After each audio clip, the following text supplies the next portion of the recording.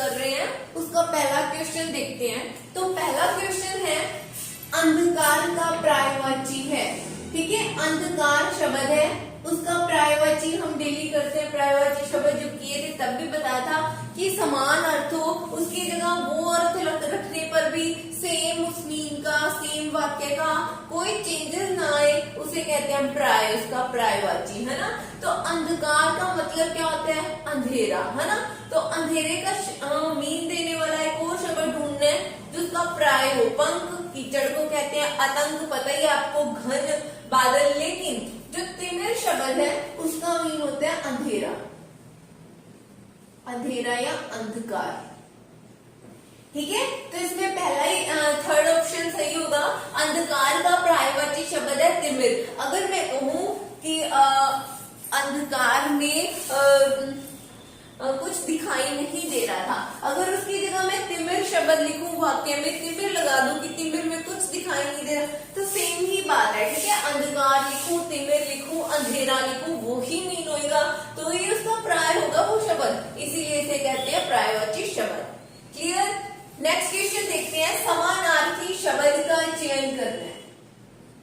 वो भी वही बात हुई, समानार्थी मतलब समान अर्थ हो जिसका, समान अर्थ देने वाला शब्द क्या कहलाता है? समानार्थी शब्द।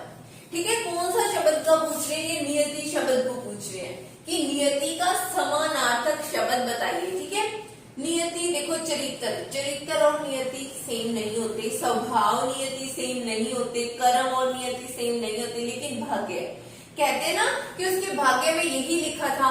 अगर मैं कहूँ उसकी नियति में भगवान में ने यही लिख के भेजा है, नियति भी अपने यूज करते हैं ना भाग्य की जगह, तो मीन भाग्य नियति। क्लियर। ठीक है, समानार्थी मतलब समान अर्थ देने वाला हो। ठीक है, नियति भाग्य। अब हम नेक्स्ट क्वेश्चन करेंगे, भाषा की सबसे छोटी इकाई। ठीक है, भाषा वाला टॉपिक किया था, इसे अच्छे से समझा था हमने कि भाषा की सबसे छोटी इकाई कौन सी होती है? शब्द, व्यंजन, वर्ण और स्वर। देखो, अब हमने सबसे छोटी चीज पूछी है, वर्ण होगा कि नहीं? ये जो लेकर ज्ञानी तक होते हैं, ये सारे मैंने क्या कहे थे? ऊपर स्वर होते हैं, निचले वाले व्यंजन होते हैं, 44 व्यंजन, है ना।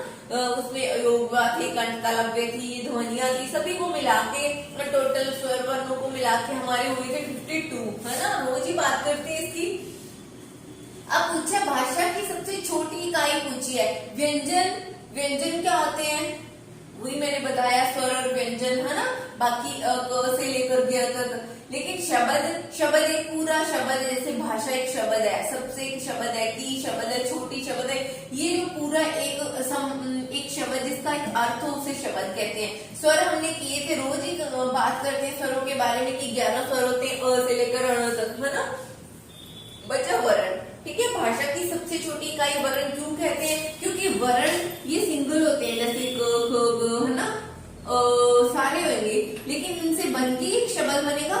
जैसे मैं बना दूं का, ख या कार, तो इन वर्णों से ही एक शब्द बना ना, इसीलिए कहा है सबसे छोटी इकाई वर्ण होती है। अगर वर्ण होंगे तो ही हम शब्द बना पाएंगे। अगर क ख जैसे ये होते हैं, कैसे ख ग घ, इन्हीं को लेकर हम एक शब्द का निर्माण कर पाएंगे, इसीलिए इसे सबसे छोटी इकाई कहा जाता है, किसे? वर्णों को। नेक्स्ट क्वेश्चन देखते हैं, अलग प्राण वर्ण कौन से होते हैं? ये भी हमने डिस्कशन की थी।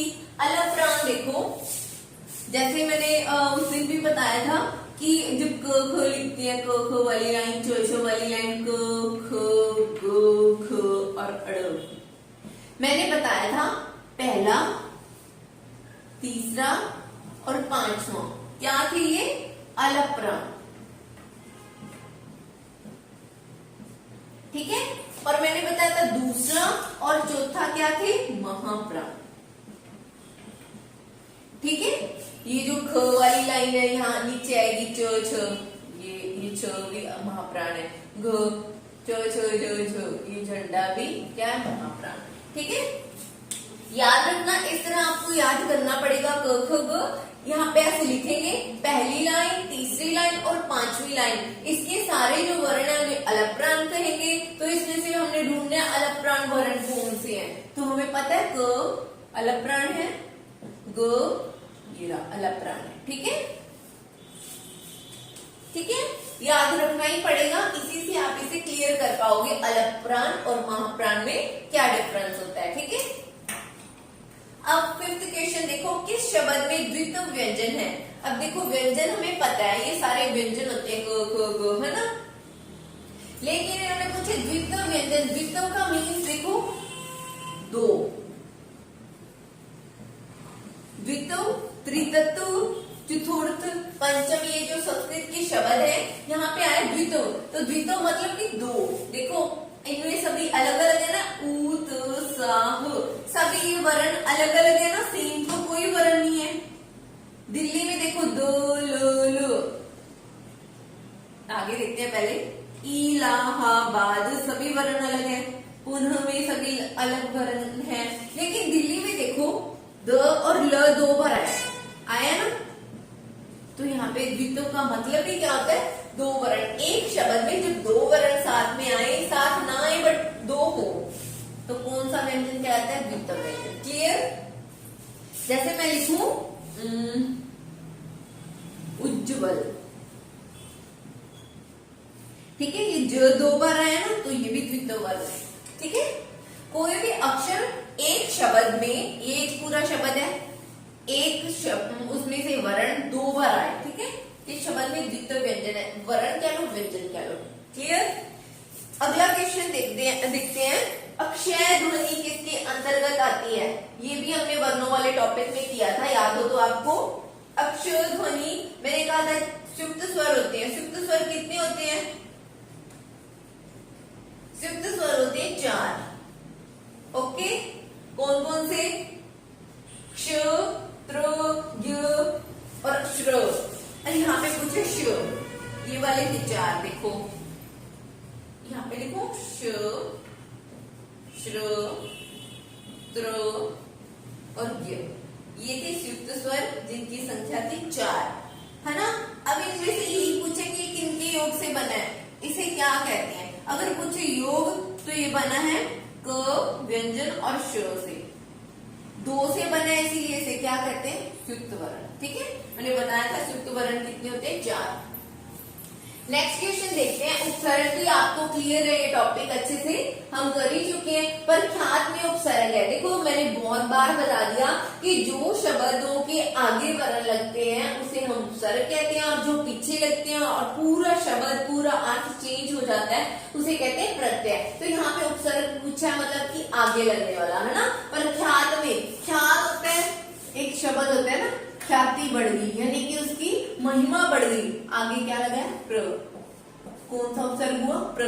प्रख नहीं होगा, क्योंकि प्रख लगे तो याद कोई शब्द नहीं होगा। तो पीछे हमने तो आगे की बात की है उपसर्ग की, आद भी पीछे लगा हुआ प्रत्यय, ये नहीं, हमने सिर्फ उपसर्ग की बात करनी है। तो इसमें क्या होगा, ख्याति बढ़ना, मीन्स उसकी प्रशंसा होना, उसका मान बढ़ना, आगे लगा हुआ प्र शब्द, तो प्र क्या हुआ, उपसर्ग। क्लियर। नेक्स्ट क्वेश्चन देखते हैं, व्यवस्था से पूर्व कौन सा उपसर्ग लगाएं कि अर्थ विपरीत हो जाए। विपरीत मीन उल्टा, विलोम शब्द भी कर चुके हैं, तो विपरीत का मीन्स होता है उल्टा। व्यवस्था से, देखो एक व्यवस्था एक शब्द है, हम कहते हैं ना कि व्यवस्था ठीक ठाक चल रही है, यहाँ की व्यवस्था बहुत अच्छी चल रही है, लेकिन ये कहते हैं इसके पूर्व मतलब कि पहले, अंत लिखा होता था मतलब कि बाद में, पूर्व यानी कि पहले। व्यवस्था से पूर्व कौन सा उपसर्ग, मतलब हमें पता है आगे की बात कर रहे हैं, है ना, यहाँ से भी क्लैरिफाई हो गया।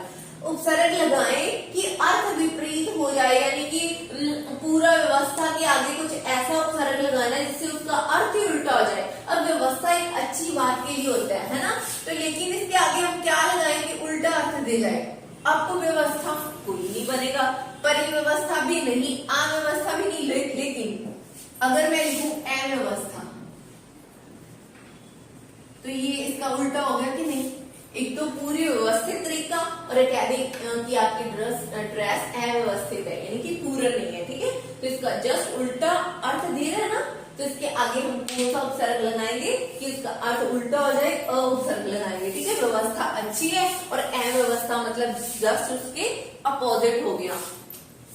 नेक्स्ट क्वेश्चन देखते हैं, ज्ञ वर्ण किसके योग से बना है। अब ये फिर देख लो, ये बड़ा ज्ञ, ये था युक्त वर्ण 4 थे, ज और अण से बने,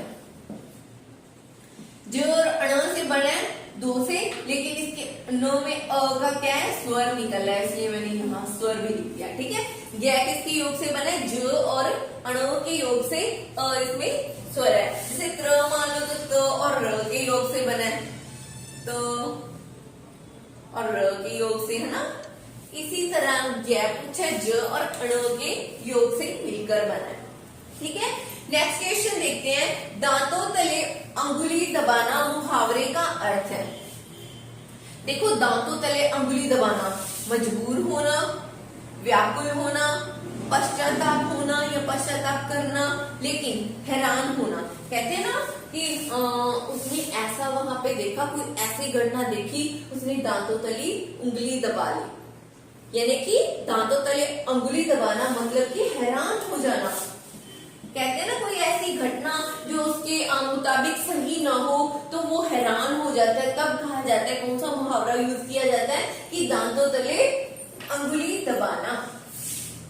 नेक्स्ट क्वेश्चन देखते हैं सॉरी, लिपि किसे कहते हैं, लिपि कहते हैं। ओके, लिपि का देखते हैं, भाषा के शुद्ध प्रयोग को, मौखिक भाषा को, भाषा के लिखने की विधि को, या फिर इन सभी को।